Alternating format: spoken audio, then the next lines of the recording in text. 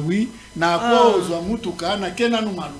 Ah ok. Donc tout le monde a ba maluku bazaka bazongi. Oui, bazongi bat. Bon n'est pas prophète messager. Non non exact. Exact. Ayabi malukute, ayabi malukute. Mais entre-temps za congolais.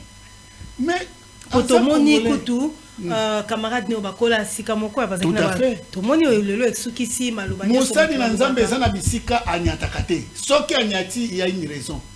Prophète Samuel azalaki soki a se déplacer mboke telemi ke bipai yake kuna tokoyoka sango.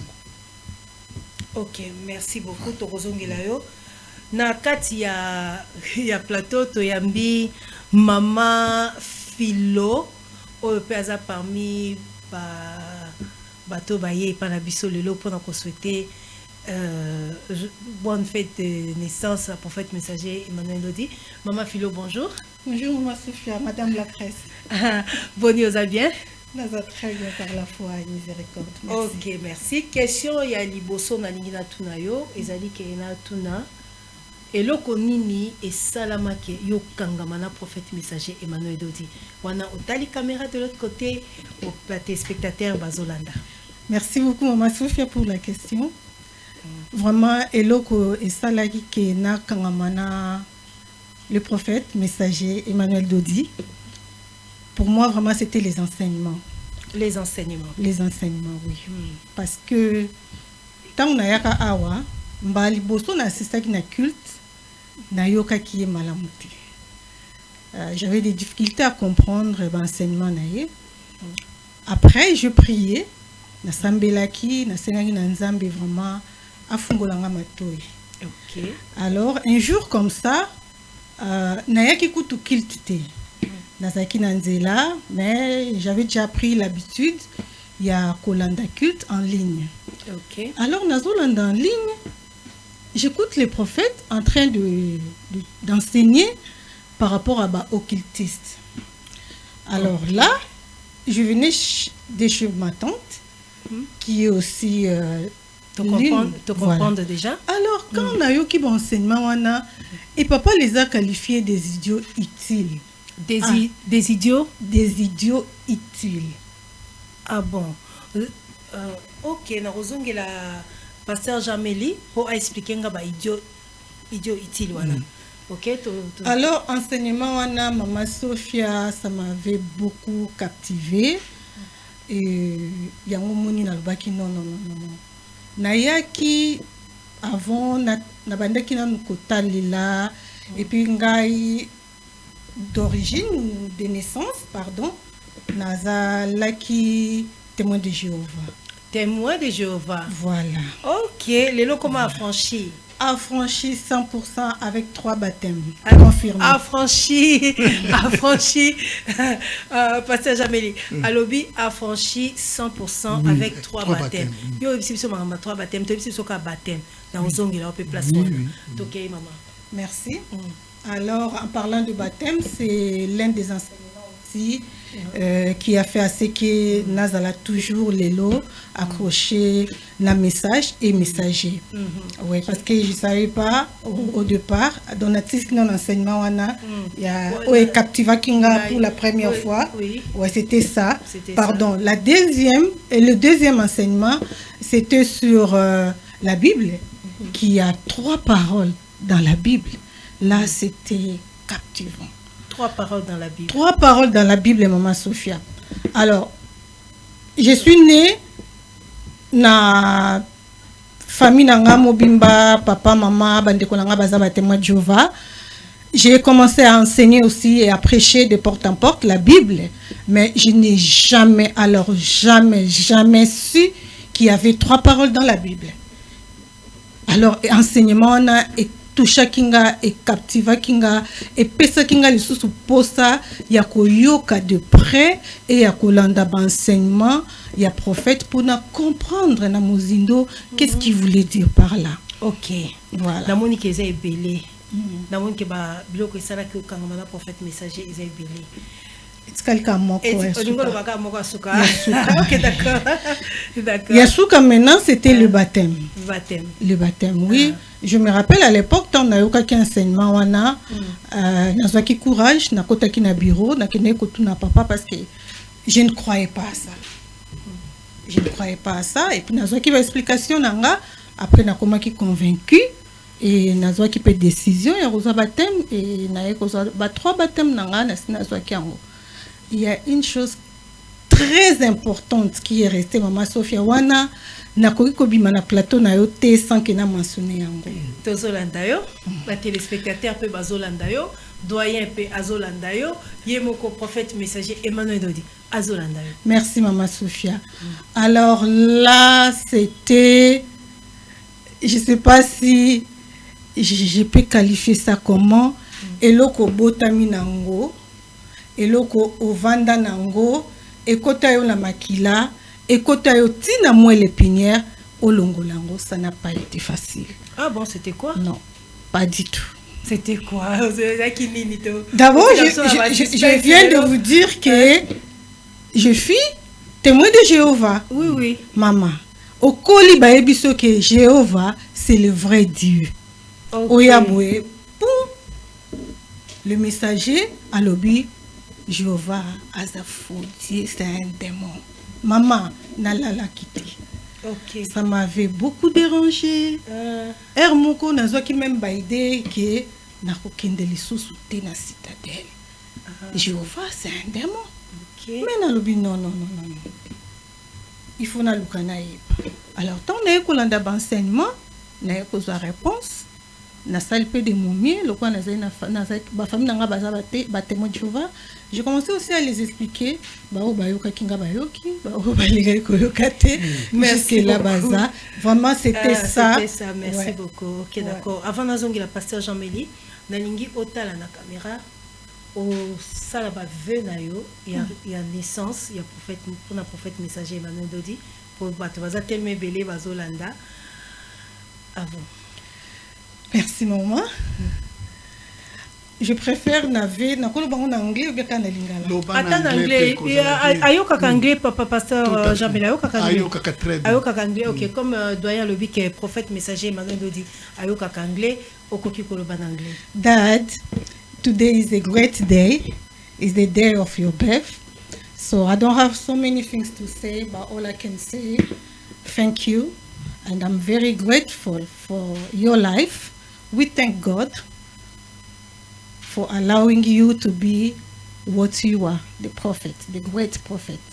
So all I can say, I wish you all the best. I wish you good health. I wish you more unction. I wish you wisdom. I wish you all the best.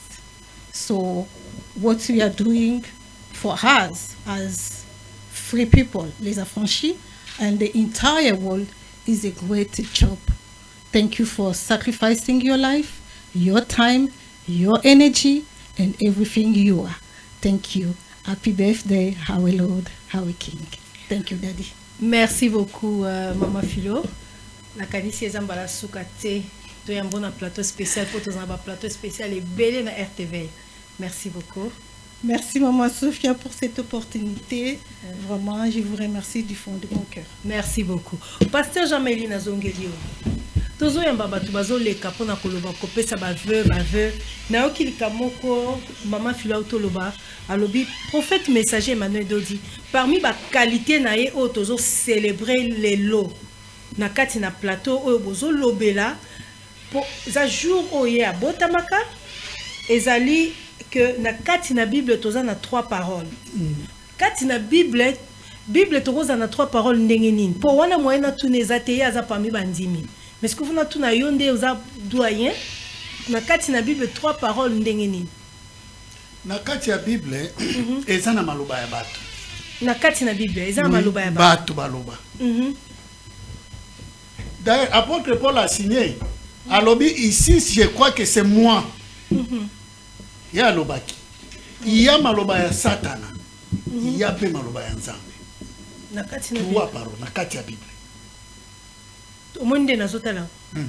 il y a maloba ya satana biso nyonso totangaka bible bapaster mpe basala bathéologie bazolanda baza na bible bandimi nyonso mutu nyonso babengi chrétien catholique chrétien protestant chrétien musulman badoso baza na bible mais obi bible wana prophète messager alobi eza na 3 paroles. Eza na 3 paroles. Kaka 3 paroles. Il y a parole maloba oyo nzambe aloba.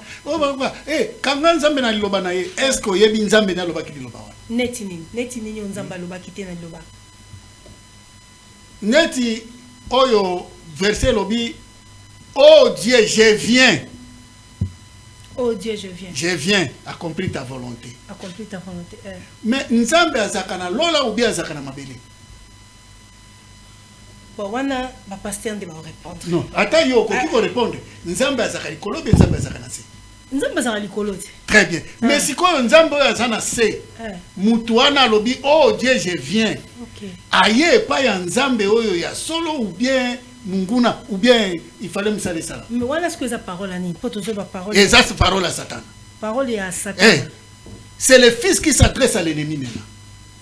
Mais bino besoin de révélation mon prophète a mais lorsqu'on te dit que la révélation c'est Eza elo comme soussou côté à Eza Bible était aussi au bandi côté c'est pour cette raison to pesi l'église catholique raison après ça qui bana l'église catholique ba catéchisme.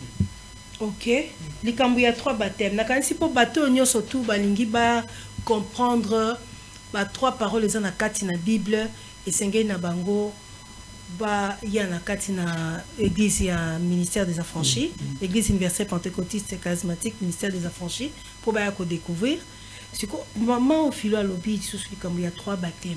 Oui, 3 baptêmes veut dire mutu lokola être humain azana 3 grandes parties. Na anatomie azana corps azana âme azana esprit. OK. Maintenant na spirituel azana membre quoi corps crona membre mais na botanique na anatomie na mutu azana corps azana âme azana esprit. Qu'est-ce que ça a à voir avec le baptême? Chaque partie du corps a son espérance. Ah bon. Oui, corps a mutu azana espérance. OK. Pourquoi? Parce que il y a masumu mususu ya nzoto. Il y a masumu ya molimo, il y a masumu ya esprit. Voilà pourquoi les 3 baptêmes, c'est attacher la personne avec les 3 personnages de Dieu. Awa toko fungola mystère unitaire na trinitaire.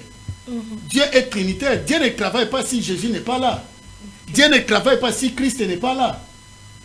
Il faut Jésus na Christ bazala po nzambe akita. En tout cas, nasengi na régie batia numéro ya pasteur Jean Méli. Po makambazo bimisawa bakobenga mama journaliste akoye bandenge ako répondre te. Bo tia numéro ya pasteur Jean Méli à Église universelle pentecôtiste charismatique. C'est le 085 016 96 81. Okoyko bandela isusu 085 016 96 81. OK, merci. Toke lisusu kaka na likambu mama auti koloba alobi des idiots utiles. Des idiots utiles veut dire que soki okoti tout initié oyo akoti na monde occultisme reste membre. 2, il est utilisé là-bas. OK. Oyo bazako pesa ye ezamuke vérité ya magie ya occultisme nyonso ba détenteur nango oyo bazotangisa yo nde bayebi. Voilà pourquoi on parle des idiots utiles. Wana nyonso za prophète messager prophète Emmanuel Dodi ko révéler. Bon, tokozongela isusu Jehova na mwasi ya libala ya azandu ba acceptera mwasi ya libala zanandumba te tokopsa régia préparer mais na plateau tozana babengi bapesinga kombo berger Nico na pesimbote. Merci maman Sophia. Berger na ningi na tuna mutuna nazotu na batu nyonso bazoleka awa eloko nini sala ke yo kangama na prophète messager Emmanuel Dodi pour lelo za jour J en fait le 15 août tozaki na plateau spécial mais lelo des jours yango eloko nini sala ke yo kangama na prophète messager Emmanuel Dodi. Merci maman Sophia pour na mutuna wana eza mutuna moko esengi pe réponse. OK. Koya na kati ya ministère des affranchis à des fois et c'est que tous ala qui to bana ko belela banzambi bazaki belé ko ka ba Jéhovah jiré au nom de Jésus. Mais tant que comme et pas prophète Emmanuel Doji alobi vous priez vous ne recevez pas pourquoi vous priez mal. C'est-à-dire to bana ko sambela mabe aye ko lakisa biso lo lenge ya ko sambela. Lelo oyo koleke la prophète Emmanuel Doji tant ozo benga berger et c'est que tous ala qui tozaki ba berger te. C'est-à-dire que connaissance autour de la carte, c'est que tu as ni théologie, ni école biblique, mais et fait ya kolanda mutini na mina nkolo to ye ko comprendre makambo ebele o to zangaki koyeba. Prophète messager azana nous premièrement na bolingo ya batu. Mais ba pasteur mususu baza na bolingo ya mbongo, bolingo ya ba famille, mais pas na ye ezandenge mokote. Ye ayepo na lobiko ya batu. Tango to ya ki awa azoloba. Premièrement, c'est le royaume des cieux et le reste vous sera donné. C'est-à-dire que bien quand tu vas est là, et pas prophète messager, tu as eu un ofélé. À des fois, on a une église, on a un bundaka. On a un bon. Mais pas na ye zandenge wanate. Tu as kota que papa a un bolingo boye, il faut que tu aies tu as kota na musala ya nzambi. Tu as qui moi ba formation quand même pour na ko baksa expérience. Les lots qui va formation to maîtriser peut aussi ici ba coller biso to comme ambassadeur pour Christ. Tant on a comme ambassadeur, j'étais obligé na sala musala nzambe ba yeko pesa nga cellule pour na diriger. Na commune ya Masina na quartier Petro Congo ba we belé ba Landa ba yebi berger Nico. Nde omoni lelo oyo mama connaissance to commune ngwawa nil par ailleurs eza. Okay. Et puis bolingo prophète azana ngo to mona ngo na mutu moko te même na ba parents to botama même na ba famille to uta mutu moko na se moya wazana yango te aza vraiment exceptionnel ya monaka tango batozo bazoya awa kolekela musala azosala musala na injustice te prophète Emmanuel Doji il n'a jamais été injuste soko tali lelo oyo batebele bazolanda bazoya kobika awa lobiko tozozo awa tozo kango place moko te na Kinshasa na Congo mobimba berger ozote ate bien sûr maman plateau spécial les tozo expliquer maman tozo expliquer na moni ke yebele ya koloba ezali toza makambo ebele maman o toza nango lelo oyo eza mokolo moko to benga maki to célébrer mbotama ya papa papa malamu les seigneurs né les prophètes messagers to ye awa mutu nyonso azali kolanda soki oza na nzela sala effort oya oyamba bénédiction na yo. OK sikoyo tala caméra yebisa prophète messager azakolanda yo ba franchi partout bazakolanda yo ba tupe baza ba franchi te bazakolanda yo sala un vœu yebisa prophète pour un anniversaire na epo batu baza tellement belé toza pe ko avancer pasteur jamais le lobby ko banda na ernini banda na 16h donc tozo ko avancer tozo kende ko chiter malembe pour que to pesa plateau passe na église pour ba ko célébrer malamoko. Donc, venez nous connaître prophète messager Emmanuel Doji. Merci maman. Nabandi ko remercier Dieu le Père qui est notre Dieu, le Seigneur Jésus-Christ. O atinde la kibiso le prophète messager Emmanuel Doji. Papa, nazana isengo ya ko présenter ba ve na ngai tant que bana o toye pa na yo. Tozala ki vraiment ba bungi nzela mais ozongisi biso na kati ya nzela. Yango lelo oyo yo za notre guide spirituel. Sa grandeur, le Seigneur né, et si ka ozali papa, ko bana ko sala musala oyo sala ya kitoko, batu babika, po ya kipo na lobiko ya batu. Mokili mobimba papa bazali ko zela yo, oza mutoyo canal ya bénédiction ya pona batu nyonso. Nde tozali ko senga papa, et si ka nyonso ozali na bao bazali ko landa, mbotama elamu, les grands prophètes messagers, les prophètes Emmanuel Doji, en tout cas papa umela. Merci beaucoup berger Nico na kati zambala sukate toza ba plateau spécial ebele merci beaucoup merci maman pasteur Jameli nazongeli yo lisusu ba Jehova oyo maman alekaki awa mama Philo alobi likambo ya Jehova berger Nico alobi likambo ya Jehova Jehova bayembela kabiso toyembaka Jehova Jireh, Jehova Rapha, Jehova Sabaoth, Jehova Messi, Jehova Rapha, sikoyo prophète messager. Pourtant on a zo banota ba téléspectateurs bazota langa pe beaucoup mutu neza yanga et ya neza il y a pasteur Jean-Mélie. Donc tout ba Jéhovah wana obiso to landaka to belelaka. Il paraît que ils a démon. Il paraît qu'ils a démon. Ils a démon ndengeni. Pasteur Jean-Mélie. Premièrement, Nzambe atikala kolobate kombo nanga Jéhovah. Nzambe atikala kolobate kombo nanga Jéhovah. Moïse atuni Nzambe. On tape otindi ngai. Na kokende koyebisa batu nani ayebisinga. Donc Nzambe yemoko atikala kolobate ke kombo na Jéhovah. Alobi kombo nanga je suis. Je suis. Oui. Et ça un verset biblique. Oui. Moïse atikali atuni atuni mais otindi nga na kende na kolobela bango nini nani atinga. OK. Nzambe atikala koyebisa nga kombo nanga Jéhovah te. Nzambe atikali koyebisa kombo nanga je suis, celui qui s'appelle je suis. Tomoni Yesu aye. Yesu alobi, je suis la vie, je suis le chemin et je suis la vérité. Okay. À répéter 7 fois, je suis. Moni. Jéhovah, makambo Jéhovah ezamulayi. Jéhovah nde abuka libala ya Adam. Makamni ozolobana pasteur. Ah voilà. Kasi to kende. To appeler ce numéro lobi 0 85 085 016 96 81. Par téléspectateur Bobenga dans 085 016 96 81 pour ma réponse aux obima ngai moyen à répondre bino ezati. Donc olobi je vendais à Boma Libala. Nous surtout dans la révélation à l'homme du 15. L'homme du 15. Le prophète messager Emmanuel Dodi. Tala omoni musala nzambe batbazo kota musala nzambe po tozaki na intercession to sambeli ser moko aloti ngana za passer bato ebele. On ne devient pas pasteur parce que muto alotaki. Dieu parle avec la personne elle-même. Pasteur Jean-Marie Tolo Bela Jéhovah. Tolo Bela Jéhovah. Yolobi Jéhovah aza démon. Ça démon. Nzamba sitika la ko se présenter te c'est un démon au même titre nde amemi destin.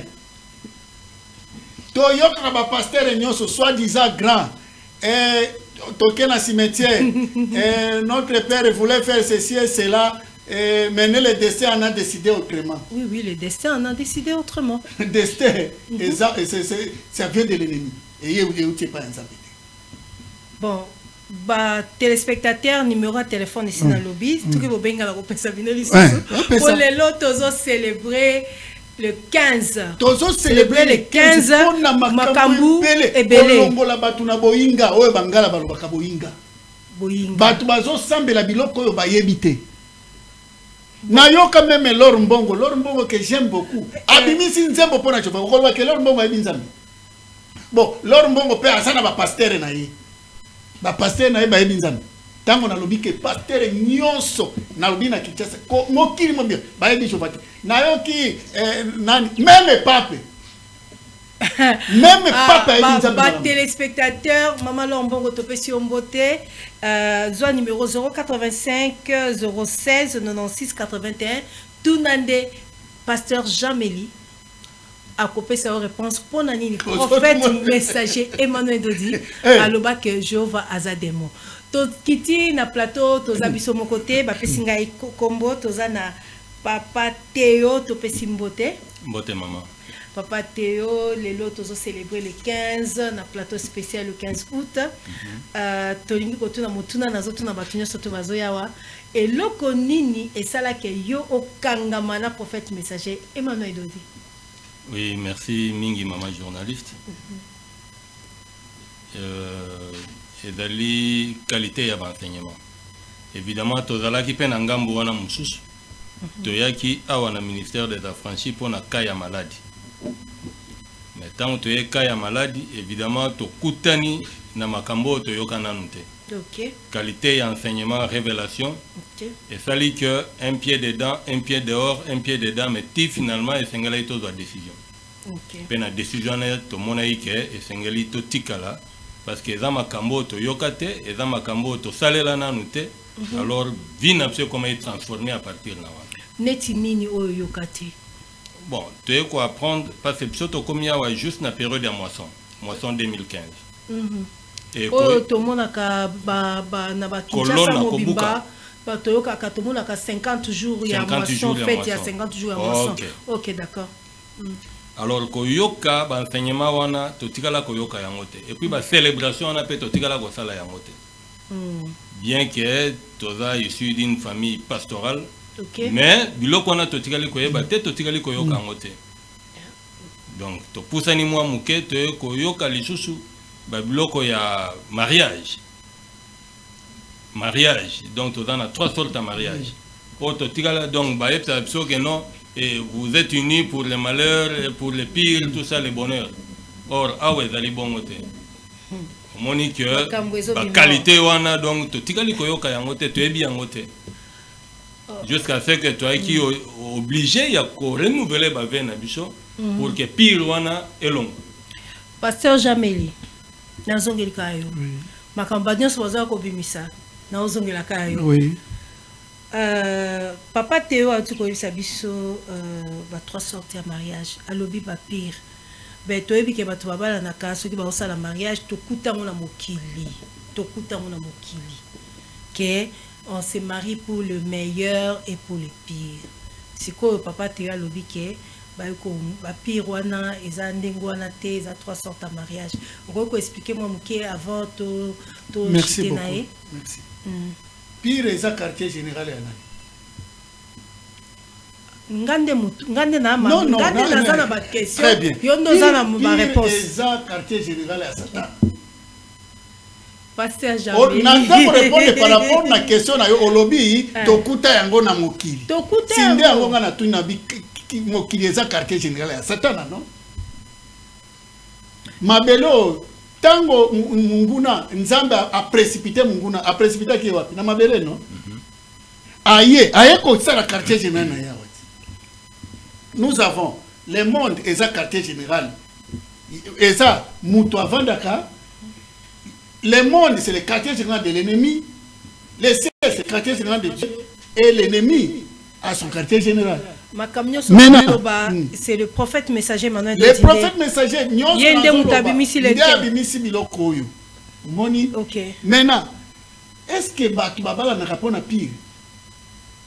Nazu kaka exemple. Ba fiancé bazwani parce que créa qui problème dernièrement. OK. Très bien. Nazu ba fiancé ba respecter ndenge Bible lobby bokoye banate bokoye banate sainteté ti kaka mukolani de noces. Mais mukolani de noces c'est ce qui ba ke kokuta mobali aza ko telema te. Pasteur on a ko salani akosambela akosambela soki aza ko telema te ko salani wana na ebité olingi na pesa o réponse bien yondo pisanga to ba téléspectateur non biloko ese salama bakabola kalibala oyote moi si aboya kalibala te non nakobala mobali oyote mobali ya tele makate ce n'est pas le pire ça bo jira qui le pire non bona nino boy le pire il faut intime. OK. On ne se marie pas pour le meilleur et pour le pire, on se marie pour le meilleur et le bonheur. Bandela isusu on se marie pour le meilleur et le bonheur. Bon, suite à tes téléspectateurs, beaucoup continuer, Kolanda, pour tozo kende na kochite. Papa Théo, au sali combien d'années avec le prophète messager Emmanuel Dodi? 10 ans déjà. 10 ans déjà. OK, d'accord. Pendant 10 ans, on a eu au sali, au tali caméra, au pesi baveux, il y a naissance et pas un prophète. Azolandayo, ma téléspectateur peut baza Kolandayo. À vous la parole. OK, merci. Bisoto Bengakaye, notre Père, notre vie, notre tout. Il est la source intarissable ya bomo ina biso.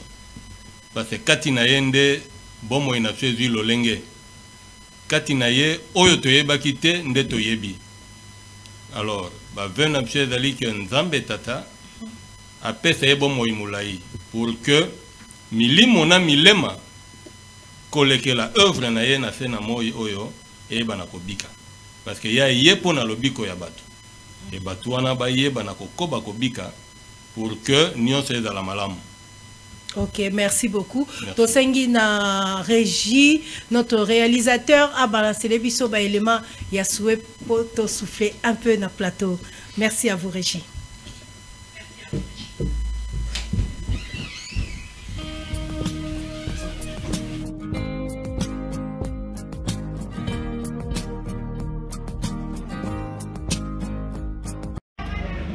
Joyeux anniversaire à vous, l'homme de Dieu, le révérend Emmanuel Dodi. J'ai demandé à Dieu de vous accorder une grâce particulière.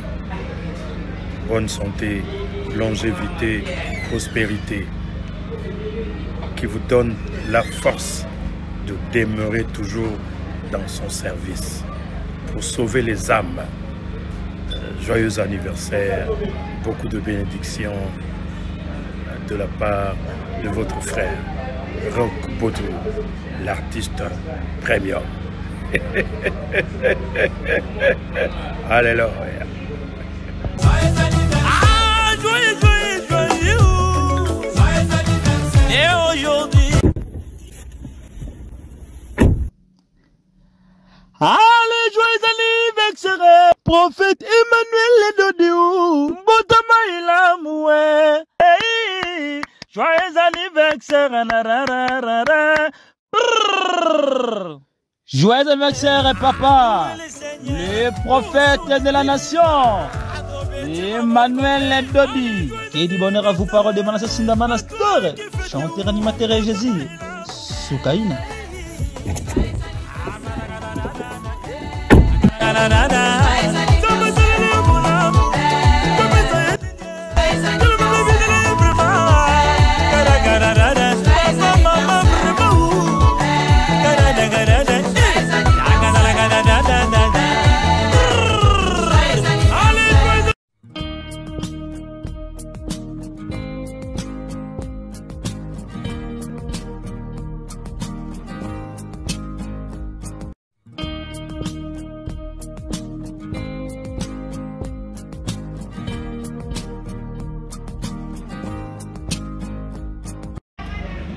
Joyeux anniversaire à vous, l'homme de Dieu, le révérend Emmanuel Dodi. J'ai demandé à Dieu de vous accorder une grâce particulière. Bonne santé, longévité, prospérité, qui vous donne la force de demeurer toujours dans son service pour sauver les âmes. Joyeux anniversaire, beaucoup de bénédictions de la part de votre frère, Rock Boto, l'artiste premium. Alléluia. Ah, joyeux, joyeux, joyeux. Et aujourd'hui, allez, joyeux anniversaire, prophète Emmanuel Dodiou, Botama Ilamoué. Hey, joyeux anniversaire, nanararara. Joyeux anniversaire, papa, le prophète de la nation, Emmanuel Dodi. Qui dit bonheur à vous, parole de Manassé Sindamana Store, chanteur animateur et Jésus, Soukaïna.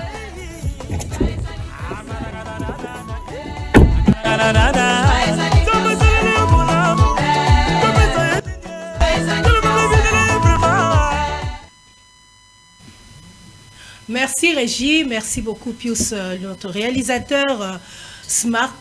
Na plateau, tozongi sous na plateau spécial le 15 août. Spécial le 15 août. Pasteur Jean-Médi Nati, que non moi mke, tozan na plateau na papa Kakesa. Papa Kakesa, topé simbote. Merci Maman Sophia. Question nanga ya liboso na lingina tu na yo eza boye. Elingi kolobake. Et loko nini et salake au kangamana prophète messager Emmanuel Dodi pour lelo tozo sala plateau spécial pour célébrer naissance nae au tali caméra 4 et puis au yebisi batu balanda. Merci Mama Sophia pour na mutuna esengeli na pesa eyano na mutuna otuni eloko etinda kingai na ya na oyesika ezali révélation oyo epesameli mutindami Emmanuel Dodi na nini na nyonso mais eloko oyo etikaki ngai makasi ezalaki baptême alobe donc tango azoko lobela makamba baptême que tozana 3 sortes ya baptême par rapport ya corps, par rapport ya âme, par rapport ya esprit. Na ndenge na komi boy na na yoka eloko wana te. Même basango o biso to mona ke baza na sommité baza banzambe. Puisque nga naza catholique de naissance na natikala kikoyoka ata sango te ko révéler makambo etali ba baptême. Voilà eloko oyo ngana lobaki na ya komona na mutu wana zolobela makamba baptême wana. OK, merci. Voilà déjà pasteur Jean Melessi a expliqué qui ba téléspectateurs bato yo ba zubiso na katikati ya émission ba ko revoir ngo sur ces na kati ya YouTube et puis RTV le kozongela ngo. Question musu ezali question te mezaili loba prophète messager Emmanuel Dodi aza kolanda au place azali ba franchi baza kolanda yo de les jours toza ko célébrer naissance na ye lilobani no ko ebisa azolanda yo. Merci maman Sophia. Nazali ko tombela kaka mutinda minabiso le messager du temps Emmanuel Dodi mbotama elam puisque mbotama na ye batu bazomona ete azali mutu mais aza mutu nzambe po ba mbotama ekeseni yango wana na souhaité ye vraiment mbotama malamu nzambe aiba ko bakisa yesu mikolo koleka pour que oya ye nango aiba ko fongola et puis na ko senga na mokili mobimba ete to banda ko célébrer date oyo ya le 15 août lo lenge to célébraka date ya le 25 décembre ya mbotama ya Yesu. Donc toza sous na Yesu te pour le moment toza na prophète messager Emmanuel Dodi oyo ayena biloko ya sika oyo nan toyoka te oyo nan tomona te soki oyawa na oyo nyonso tozoloba yo moko okozala témoin na oyo nga nazokoloba. Merci beaucoup, Papa Kakesa. Nakati zamba sukate to yambo na plateau. OK, merci. OK, merci. Nazongeli pasteur Jean-Méli. Pasteur Jean-Méli tozo kende na ko chité. Tozo ka déjà nakati église, batu déjà bazako ya po babi ke le 15. So ko rappeler batu avenue adresse isika ezali. Tozali na commune ya Limete, quartier résidentiel, avenue de la Révolution numéro 817. Croisement 6e rue Révolution. Soko yewana okokuta église ezali. Vraiment ndeko mwasi ndeko mobali papa mama yaka o expérimenté nzambe. Ba bien fait. Voilà, tozolo bel anniversaire, tozolo bel naissance. Oyo naissance na yo, date na yo ya anniversaire kokota na kati. Oko bénéficier na biloko yo, nano bénéficier oza malade yaka. Malade oyo ebikaka te tout ça oyo passer na yo ebisaki wana o zela basapuyaka na version elobaka na Abakuke 3 si la prophétie tarde à s'accomplir attends là Emmanuel Dodi azakuna te eza oye okozwa lobiko na yo lelo yaka déplace toi yaka ozwa lobiko na yo. Merci pasteur Jean-Méli. Toza isusu na papa Augustin Kabuya na plateau oyo to pesi mbote papa mbote mama Sophia mutuna ezaise moko eloko kaka moko esala ke okangoma na prophète messager Emmanuel Dodi otali caméra 4 tozo kende ko chité oui na ye na plateau yo ko représenter d'abord département ya papa merci pour na mutuna makambo eze belé mais comme lobi moko na kolobaka moko mais eze belé. OK. O itindanga penzana kangama na mosakoli ezali tango na ye na kota ya lobi message oyo eye po ete mibali ba umela na sena moyo oyo eloko na talinga message oyo eye po ete ba cité mibali mibali je dis bien mibali ba umela Pourquoi? Parce que si nous constatons dans notre société, maman lupango baleki. Mibali si bakufa kala. Papa ici ça n'engage que papa. Ça n'engage que moi. Ça n'engage que papa. J'ai eu ça de la bouche. Alors bi maman lupango batika le belé. Et belé. Ba papa bakenda kala. Bakenda kala. Bakenda kala. Ok, comme toujours chité. Message où pour être mibali ba umela. Ba maman bakobenga prophète messager Emmanuel Dodi, bakobenga pasteur Jean-Melio Azadoyen. Pourquoi ba papa ba umela ba maman ba kufa? Non, alobi ba maman ba kufa te. Te mutu na muta ko inter. Papa ba umela. Ba papa ba umela. Ba umela. Ok, tala caméra 4, le tozo célébrer plateau spécial tozo kende ko chité. Oui, ça prophète messager Emmanuel Dodi mini ozo souhaité pour naé na jour anniversaire. Yé mutaya koloba ke mibali batata ba umela. Na lobi ango bien que ezal makambo ezebele mais o eza ya motu ya po nga na lobi o motu koloba ngo suswa za te pe moto du boso pa loba ki ango te. Na munoko ya musakoli makambo ezebele. OK. Ezebele belé. Message nanga ya bon anniversaire ezalika ke notre père sa grandeur le prophète Emmanuel Dodi, merci pour ta naissance. Ta naissance nous donne la vie. Ta naissance nous donne la vie. Parce que ngayoyo na yaki awawa pour la menace de mort.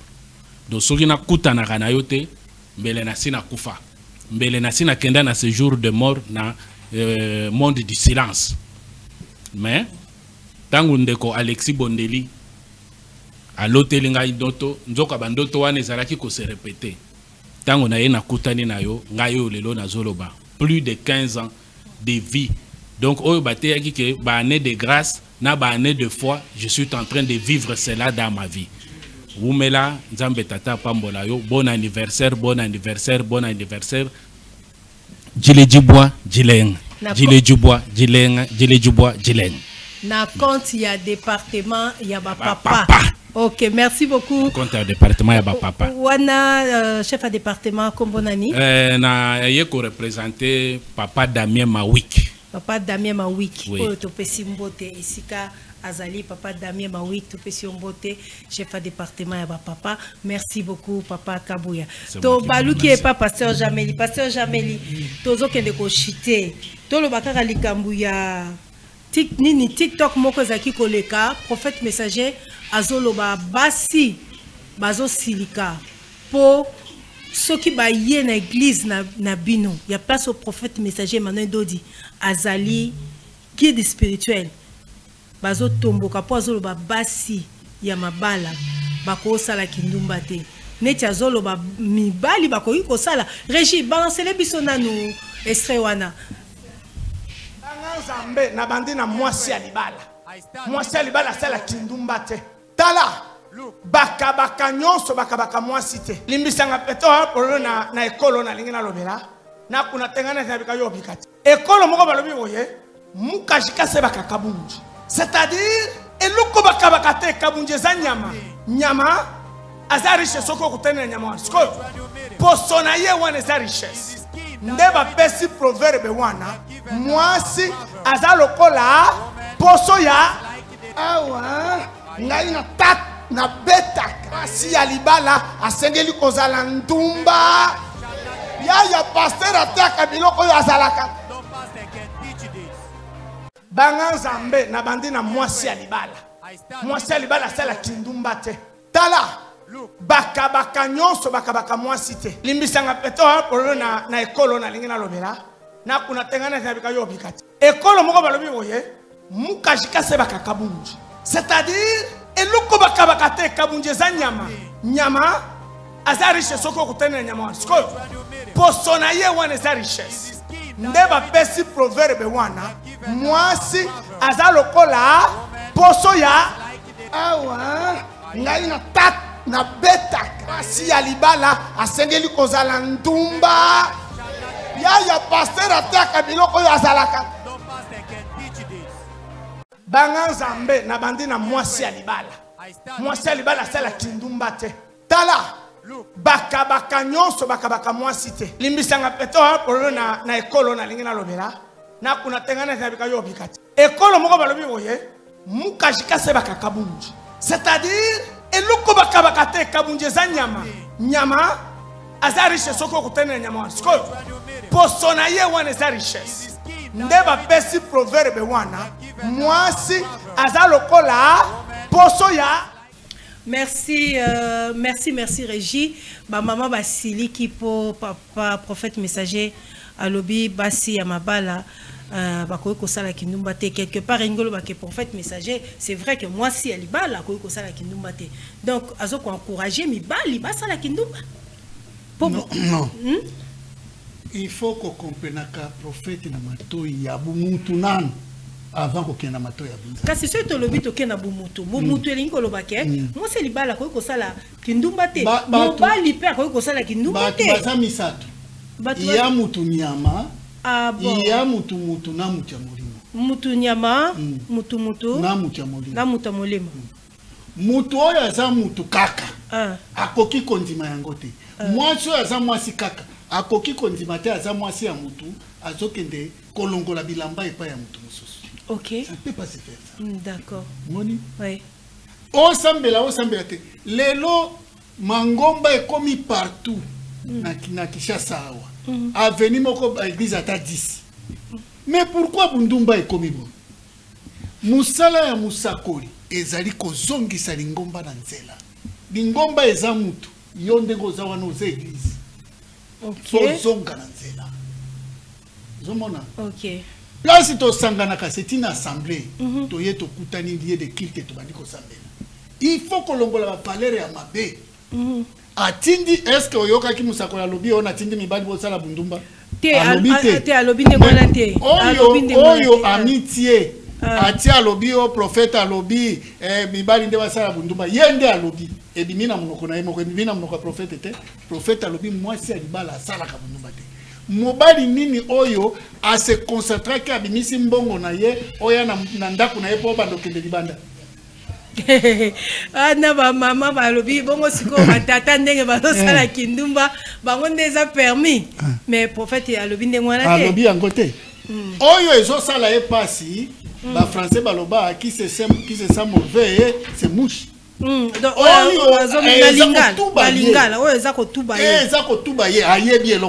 plateau spécial le 15 août au ministère des affranchis affranchis de partout bazako célébrer la naissance de l'homme du 15 yende mutamemi ba révélation nyonso tuwana toke sikoyo na plateau toyambi ba pesinga kombo Maman Arlette Mbote. Mbote, Maman Sophia. OK. Na zotu na motuna kaka e oloba eloko moko poto zoke na koshite eloko nini esala ke yo o kangamana prophète messager Emmanuel Dodi.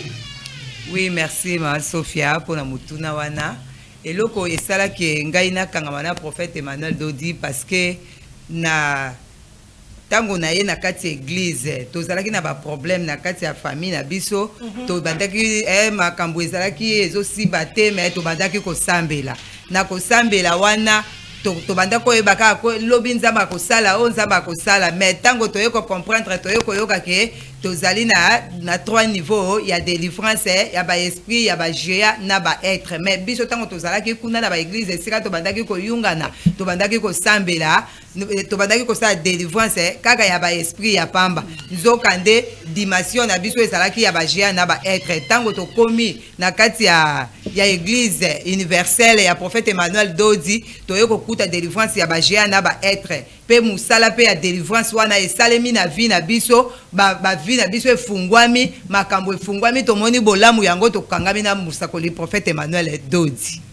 OK, d'accord, merci. Otali Régie, bazo signalenga ke bapele eza kokota awa kalate tokoyamba bapele kokota tosengi na ndeko oyo aza kolinga kobenga biso a rappelé biso lisusu très bien na téléphone toza causé la kozoye tala na caméra 4P ça veut non de l'anniversaire ya prophète messager Emmanuel Dodi. OK, nazo nazoloba joyeux anniversaire na tata na ngai moko Mosakoli Emmanuel Dodi, le prophète du temps de la fin. Oyo aye na ba révélation na ba délivrance ya lolenge oyo lolenge nzamba tindeli délivrance totale et parfaite. Mais biso to yebaki biloko wana te to banda ko yebaka délivrance.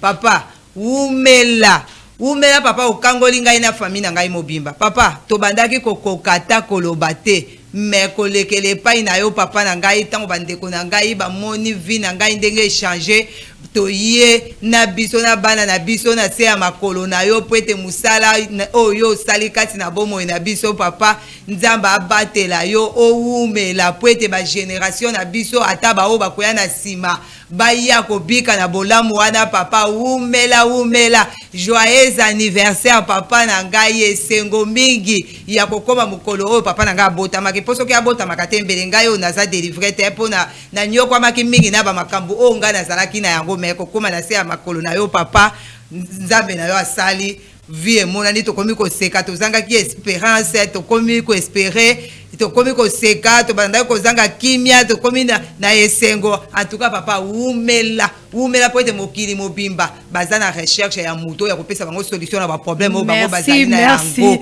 Merci beaucoup na bono za eloka le bebele to sengi la régie a balancer les biso ba élément ya veu po tozo kende ko chiter toza na petopesi ndeko gari esika zali topesi mbote à partir ya États-Unis esika zali topesi mbote petopesi mbote na prophète messager Emmanuel Dodi yemoko élément ya basoué à vous régie.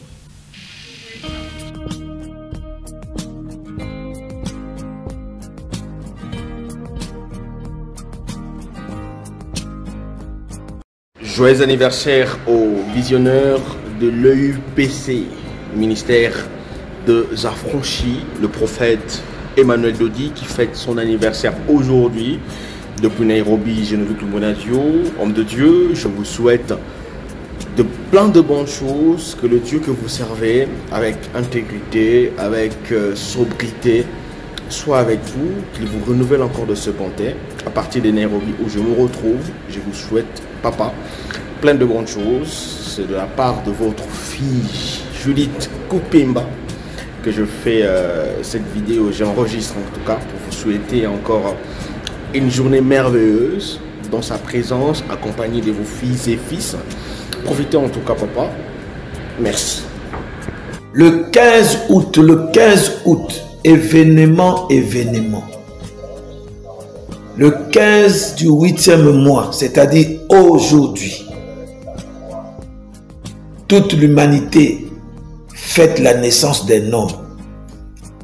Toute l'humanité célèbre la nativité d'un Seigneur né, le prophète messager, Emmanuel Dodi. Il fallait que cet homme naisse sur la terre pour que Dieu visite l'humanité. Et ce jour, c'est un jour spécial. Bonne fête de la nativité. Bonne fête. Votre arrivée sur la terre nous a émancipés. Votre arrivée sur la terre nous a délivrés. Votre arrivée sur la terre nous a changés. Et il fallait que vous veniez sur la terre pour que la vie soit autrement. Qu'il soit béni celui qui vient au nom du Seigneur, le prophète messager Emmanuel Dodi, l'homme de 1000 ans. Joyeux anniversaire. Coucou la famille, bonjour, ici c'est votre frère Emeraude Kamba, votre frère en Christ bien sûr aujourd'hui.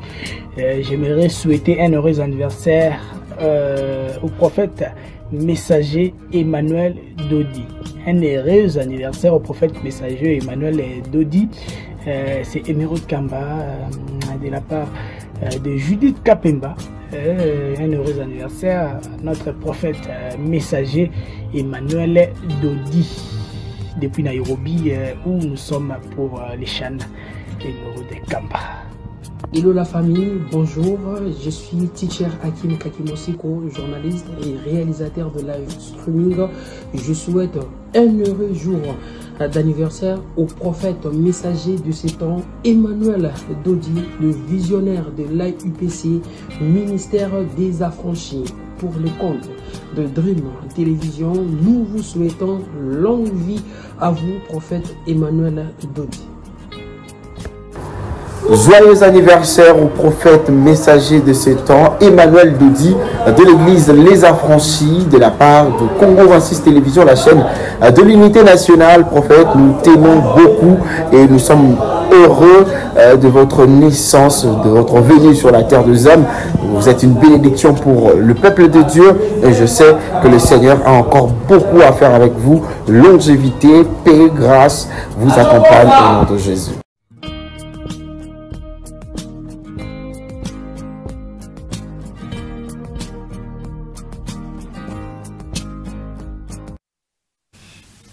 Merci Régie pour le travail. Tozali Soussou na plateau pasteur Jean-Méli. Tozo kende ko chité ba réseau comme ça ko rappeler ba tuna na adresse Soussou ba bazubiso na katikati yanzela. Toza na commune à Limité, quartier résidentiel, avenue de la Révolution numéro 817. Ozwi bis na yo outi Zandu, outi Changu, outi Mbinza kuna okiti Bongolo. Oyana mutuka ou bien alors ozana mutuka na yo oye boulevard okiti Triomphal. 7e rue au Koti. Avenue de la Révolution numéro 817. Okomi wana okomona kaka activité eza place à kolukate. Outi Bongolo okiti na kin marché oya kokoma na 7e rue. Okoti gauche na yo okokuta biso tozawa. Voilà. Ok, merci beaucoup, pasteur Jean-Méli, le doyen de pasteur avant prophète messager. C'est vous, pasteur Jean-Méli. Il doyen. Toyambi sous frère Kos, c'est ça le nom? Cosma, frère Cosma Mbote. Bonjour. Bonjour maman. Toyambi le plateau spécial il y a le 15 août, jour de la naissance, il y a le prophète messager Emmanuel Dodi. Au Tali Caméra 4, au prophète Azakolandayo, au Pessier Bavenayo. Ok, merci beaucoup. Mon Seigneur né, Christ né, joyeux anniversaire, mon prophète. Donc, ceux qui ont été, ceux qui binotent, donc, mais naïbité, les lots, ceux qui n'ont parce que à travers votre connaissance, naïbi façon ninga kobondela. Je ne savais même pas na liboso comment kobondela, mais grâce na bino papa ndingo yaki nde nga nazana bomoy. En tout cas papa oumela vraiment jusqu'à Namila parce que ce qui os ala quitté mais mawatre et pas nangai. Nazamon apôtre mais natika ki d'abord papa nanga. Po biloko na yaki koyoka epana bino non na yoka ba betelinga et pas papa abotingati. Papa nanga za apôtre mais natiki na yena ne pas na bino. Alors la connaissance wana encore na yoko même papa alanda kibino. En tout cas, Nazane Sengo Mingi, mon prophète, mon Christ est né, joyeux anniversaire. Merci beaucoup, frère Cospat, au comité qui est cochité. Na kasi zamba la souka tete un bon plateau spécial pour tous un plateau spécial et belé. Prochainement, merci beaucoup. Pasteur Jean-Méli Nazongelio. Nazon la batunyo so bazo ya bazo lo babolamu ya l'homme du 15. L'homme du 15, le prophète messager Emmanuel Dodi. Tolingi boy oye bisabiso parmi ba discipline oya makasi oyo prophète messager azalaka nango na ba pasteur o bazana kati ya lingomba na eza neti nini discipline ya makasi asenga kabiso tosala musala kosala musala c'est de se sanctifier. Kosenga toujours koyeba molimo elingini tala niveau na ye ndenge azali. OK. À cause de la musala oyo il peut s'engager directement et puis Dieu doit faire, mais il recourt toujours à l'esprit. Il demande toujours ce que la volonté de Dieu na iloko songolo. C'est ce qu'il nous demande. Et puis vie à sanctification. Vie à sanctification. Il y a sanctification. Sans wana bokoyokana na yete. OK. Bokoyokana na yete. Voilà. Bon, na yambi lisusu na plateau spécial toza na maître Gloria oyo topesi mbote. Recevez mes chaleureuses salutations, maman. Lelo ezali jour à plateau spécial toza ko célébrer la naissance du grand prophète na kati ya mboka oyo topesi yo micro to sengi etotala caméra 4 prophète messager aza kolanda yo ba franchi baza kolanda yo ba vena yo pona prophète Kinshasa eza ko bouger banda to bandaki batu baza ebele na ndimite ke to ko silisa na batu po parce que kalate faut remettre l'antenne na église na kati na citadelle pour culte il faut ebanda le baba vena yo prophète aza kolanda yo. Oui, voilà, en fait pour aujourd'hui, je suis un peu au paroxysme de l'enchantement de participer à ces jours, parce que ces jours, en fait, c'est une histoire non seulement pour un homme, mais c'est pour toute une génération. Il a fallu que cette journée soit là pour que la vie de beaucoup de gens connaisse un changement ou sinon une imitation. Alors, en ce jour du 15, qui est une journée spéciale, j'ai quelques mots à adresser, mes mots sont les suivants. Monseigneur Emmanuel Dodi, je l'appelle Seigneur parce qu'il est guide, c'est lui qui nous oriente. C'est pour cela que je l'appelle Monseigneur. Monseigneur, vous incarnez un être divin.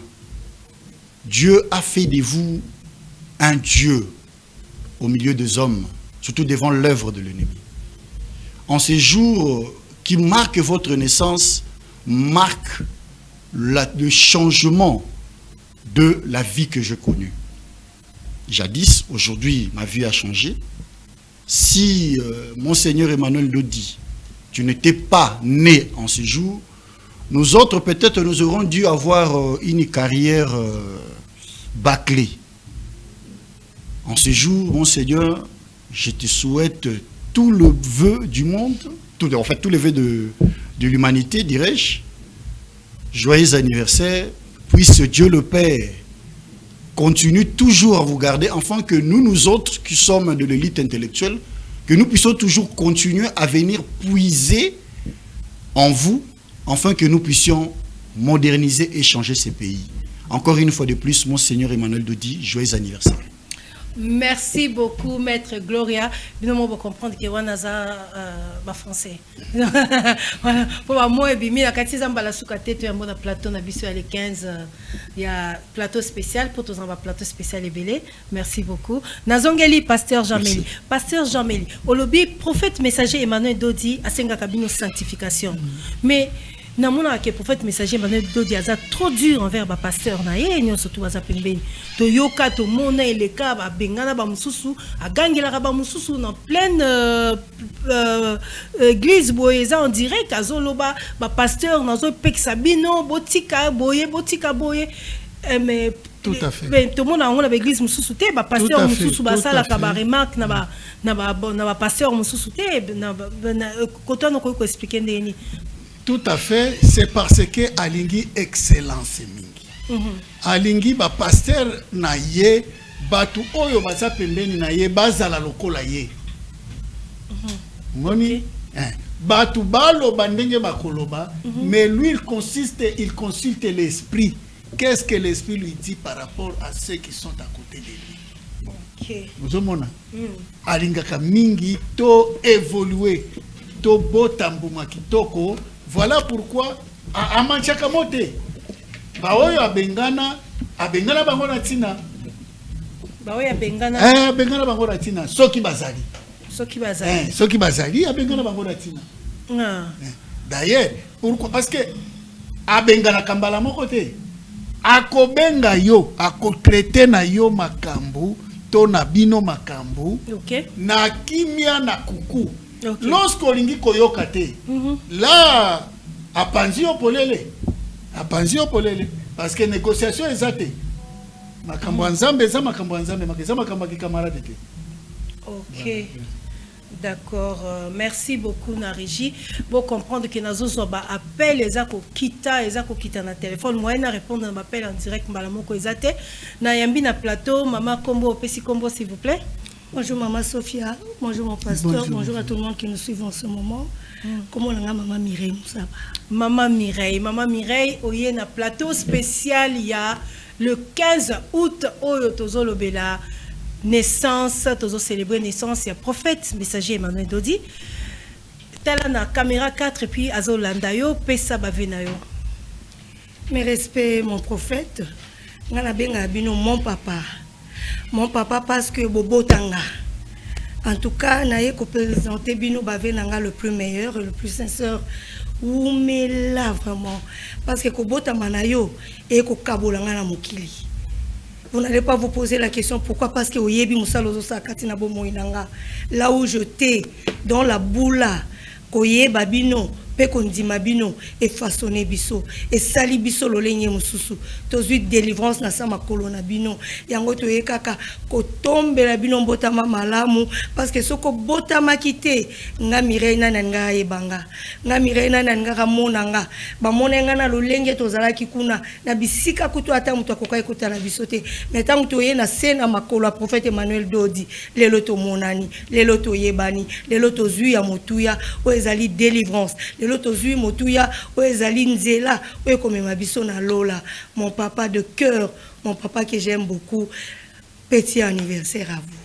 Merci beaucoup maman. En tout cas, un plateau spécial pour Régé ko balancer les biso déjà tout mon église au babengi église universelle pentecôtiste charismatique au ezali na avenue Révolution numéro 817 la 6e rue résidentielle place au prophète messager Emmanuel Dodi Azali guide spirituel place au lelo le 15 bon moni déjà ba place et bandi kotonda place aux Ali Zwa déjà mbangu yaka déjà pour ce qui était au Kozala Libanda. Nazongeli pasteur Jean-Méli, la pesi merci na maman. Pasteur Jean-Méli, expliquez bisonano. Prophète messager Emmanuel Dodi. Pour la nini alobaka, c'est fait. C'est fait et dans la Bible. Alobaka yango pambate. Lorsqu'il opère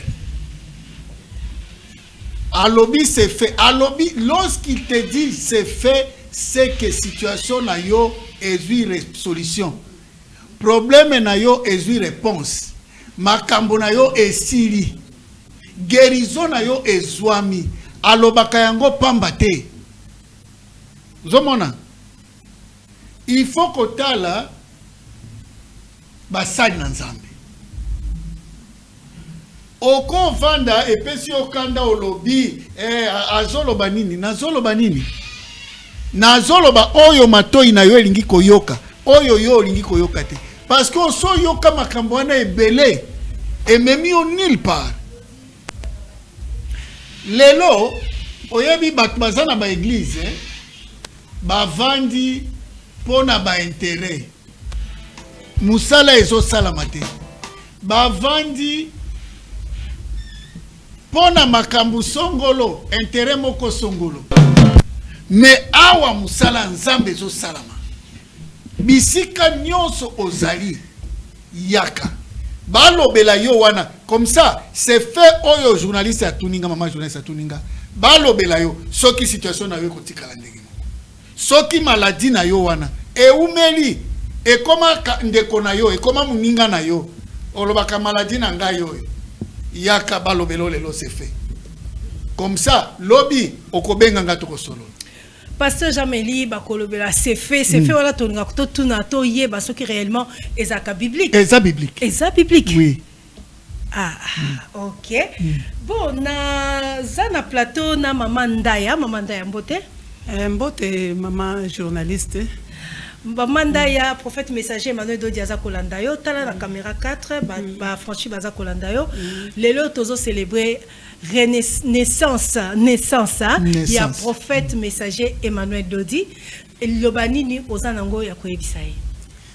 En tout cas, maman merci, na sepeli mingi. Nazo pesa na le meilleur vœu na mon pasteur Moufoukouloudi.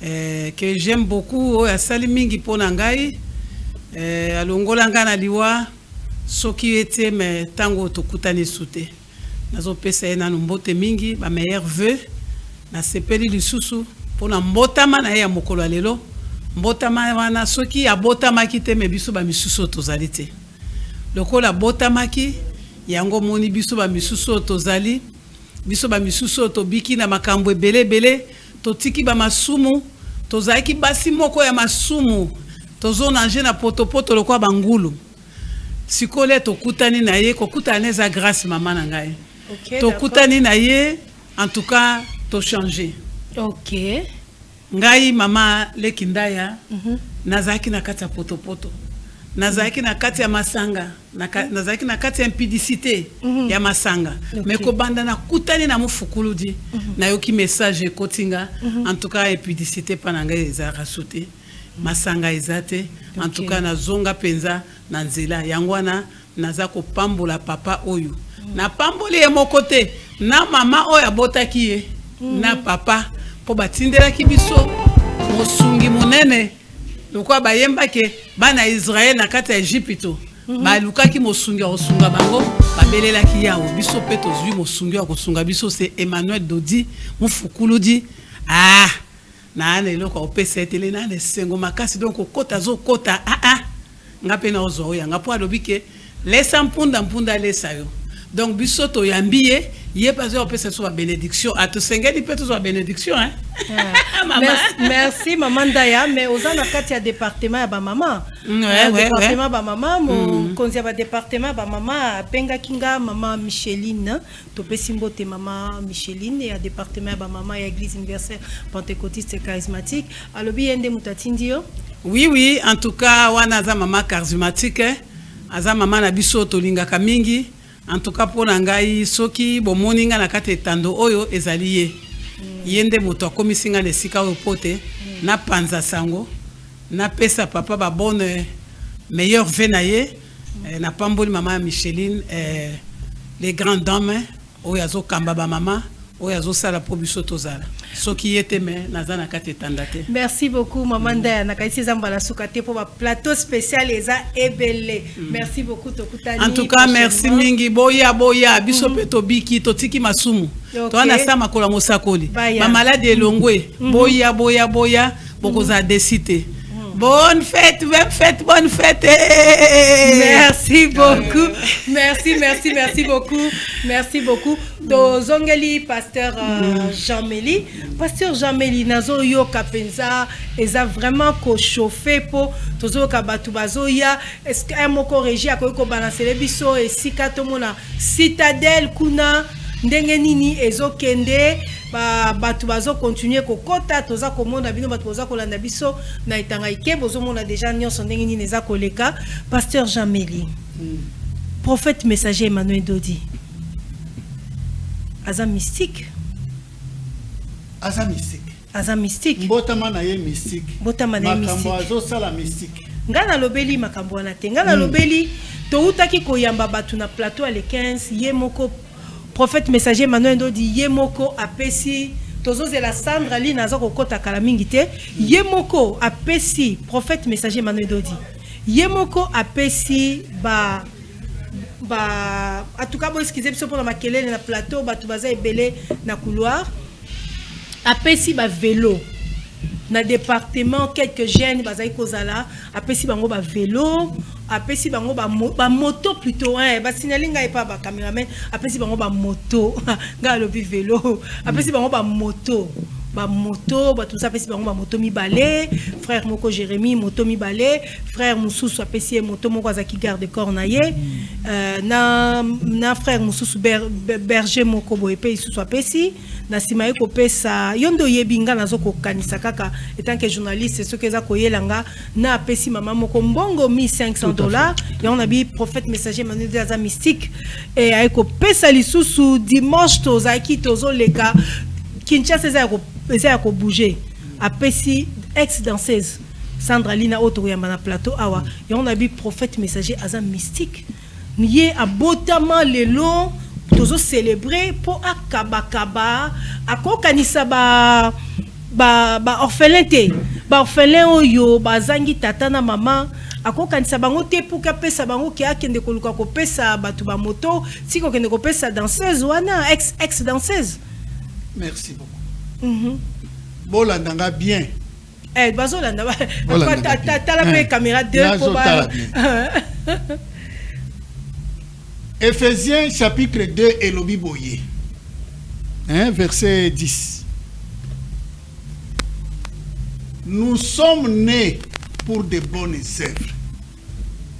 Enzambe tata atia mutuana motema abotami lokola yote.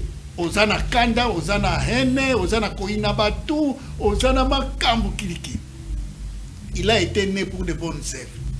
Et ba bonne œuvre na ye e bandi le loté. Je pense le pasteur Pascal qui apôtre Pascal Azaraki awa, il nous a révélé quelque chose. Alobi prophète a pesaye mutuka. Tango na nanu ayambi message était. OK. Starlet et a pembe. Na ya za na mutuka te me akabeli pasteur mutuka. Ngai a pesa nga mutuka. Batu nyonso oyo ba se distinguer. A pesi bango biloko. Akopesa bango biloko. Okomeka oko interpréter yo koloba ndenge na yoka ki mukolo wana bakoki bazoloba na biso pe yo sala kinini po prophète Emmanuel apesa. Mais yoka kite ezala ki somo jour wana dimanche ba pesa ki sœur Sandralina ba voiture bazaki koloba biso pe pona nini apesi Sandralina za nani pona ye azo représenter nini est-ce qu'aza mwasi na yete pona nini apesi kaka Sandralina a Sandralina aleki na ba émission alobi prophète messager Emmanuel Dodi afutaka $1000 et puis Sandralina alobi ke aza aganya kaba suko bango so balobi intérêt nini motivation nini ya on a tuni na lobi na zongeli lisusu pasteur Jameli prophète messager Emmanuel Dodi ako pesa ba orphelin te mais date ba orphelin yebani ba orphelin bazara na date te non tozana date ba orphelin 4 fois l'an ke bokende na mama Coco ezaka na monga fula. OK d'accord. Botuna sango bokoyoka. Oyo abe moko ya mundele boya za wana. Botuna sango bokoyoka. Oyo l'état asalaka te za musala ya l'état asalaka yango te mais prophète Emmanuel Dodi asalaka yango. Donc akendaka 4 fois l'an. Mois de mars, mois de juin, mois de septembre, mois de décembre. Donc abanda déjà et puis tokendeke kuna to pesa pas moins de $10,000. Ah bon? Après 3 mois. Qui peut le faire? Pasteur Nini Akoloba. Akopesa patero akosala 2 fois. Akolemba. To komi ko chité to yambi Sandralina. Maman, nasuki sa Sandralina. To moni déjà bazo balancer le biso citadelle kuna na pression en parole. Yasuka poto ke Sandralina azawana. Sandralina abeta bisika combien ayebani na batu combien batu nyoso basombele mutuka yemo kazana ako répondre parce que prophète Emmanuel Bolamu na ye na musala Sandralina sali 4 églises. Batu combien les loba ye na église pour la Sandralina. Ba pasteur combien ba lingi Sandralina pasteur Sandralina boy bango. Papa maman okoloba yango. Okotanga ba pasteur wana ti il faut que tia bango polele. Bango bazo tinda batu loba prophète Emmanuel parce que prophète Emmanuel Sandralina za mwana. Atanga na kolinga Sandralina te. A Sandralina za mwana. Zomona. Aza mwasi kitoko. Mwasi kitoko. Aza mwasi ya pembe. Pembe. Loketo pete. Pete. Siko pona. Mais pona ba mususu. Pona ba mususu. Ah bon. OK. Na kitie pas Sandralina. Sandralina va beauté. Bonjour Sophia. Bonjour Sandralina. Bonjour. Sandralina nde mutuka tomoni. Toyoki mukili bouger. Tozokende ko chiter. Pour bazo balancer les biso déjà Régia zo pesa biso citadelle ndengeza ko tonda po batu baya message nini ozana ngo tozo yoka batu bazo loba to l'équipe partout na ba télévision na ba réseaux sociaux bazo loba pona nini prophète messager apesi yo mutuka c'est que Sandra loba na biso na kota la pasteur jamais été pasteur Nabino prophète na tikala kolinga yote. Bonjour tout le monde, bonjour prophète Emmanuel Dodi Moufoukoulou Abatou. Dans la caméra 4. Bon anniversaire, bon anniversaire, bon anniversaire. Mbotama est là, mon champion, tu es champion. Bon. Na seki. Moni côté na otina moki. Oye sala maleo nga na église sans intérêt.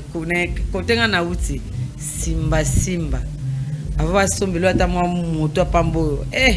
Faut ba simba yo avant que même voyage facilement mais ba leader monte mta sombela nga mutuka na leader monte na somba mituka na propre moyen na nga mona tanga mokili leader mokote ya osala art prophète Emmanuel Dodi asali yango donc prophète Emmanuel Dodi azan nzambe bon siko tant ba bakenga mwasi na ye siko tant apesa ken mutuka ba des fois oh, après ça Ken, en tout cas Ken place aux alliés, to pesi ombo te po Ken peto ki asala musala kitoko, asala makasi pour na prophète messager Emmanuel Dodi. Asombela mutuka.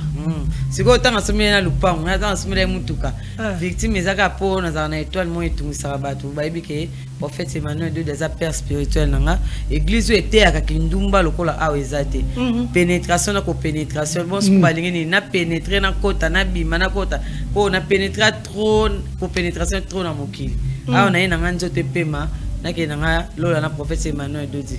Baza na bango kimi aza père spirituel nanga to na ko felina 4 parlant a beaucoup la rabana ba orphelin ba orpheline awa a fouté la rabat place a fouté la banda ba musu ba utozo 5 moto maman moi asmano 1500 tazi 1500 donc ngaka na zo échantillon oyo Yesu soit pamboli donc azo continuer si mananga ba mususu ba koya ko pambola bomba yaza patron milliardaire pasteur patron milliardaire ala ndeti ba pasteur makionati prophète Emmanuel Dodi Oumela vive bon anniversaire encore bon anniversaire bino ba pasteur makiona bino ba ba faux compte bino ba pasteur makona bino ba faux compte botika tout ça déjà na mopona mi motinda mi atangwa le lobo yo boya te sala mokili nao soko meki ko suka donc ba franchement ça mbote ko toza pasteur Jean-Mélie maman Sophia bon anniversaire à prophète Emmanuel Dodi.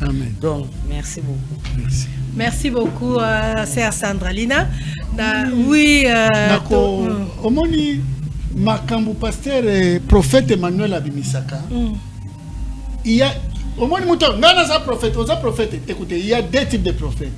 Il y a tous les prophètes qui sont animés par l'Esprit de Christ. Régis, balancez les bisopé citadelle. Tandis que Emmanuel Dodi, Christ a pris corps en lui. Wana toutiko mona toutiko yamba Moïse Matuta utiko ya altozoleka en direct Moïse Matuta utiko ya to yambiye to rebisie boye malamu na kati na église universelle pentecôtiste to sengi na régie aba atia biso parti moko ya citadelle poto ye bandenge nini tozolinga to chité poto moi déjà ba yembi ba komi pasteur Jean-Mélie Liloba ya suka poto libérer antenne Liloba ya suka na bengi bandeko nyonso oyo bazui occasion ya kolanda situation et makambo ezoleka na lelo baya ata ozala di papa yaka ata osukoli te tango kapa oye nzambe tata apambola prophète Emmanuel pona nyonso aza kosala pona biso kutu nanu na témoigner te nanu na lobate oui nanu témoigner te mukolo ezali na ko témoigner na ta nyonso na vali pembeni ya prophète nzambe tata apambola mingi abakisele bambula amen. Merci Régis, to komi na suka ya plateau spécial, to pesi Église universelle pentecôtiste ba franchi nyon surtout. Merci Nebino Batbolandi, to yambi ba département nyon surtout, to yambi département jeunesse où ils a représenté par l'ancien Joël Kanda, to yambi département ba papa où ils a présenté na papa Damien Mawik, to yambi département ba maman où ils a représenté na Maman Micheline. En tout cas, to pesi bino mbote, ba téléphone eza kolela, nyon surtout awa po ba appel les alliés en direct. To moni ntoma komi déjà, to zongi si régie na to zongi si antenne en direct directement et pas ntoma o to pesi mbote. Pour l'instant to suki awa plateau spécial to suki awa bozanga te. Place nyonso boza boyambangu. Tokutana na citadelle makambo sie bandi. Ciao.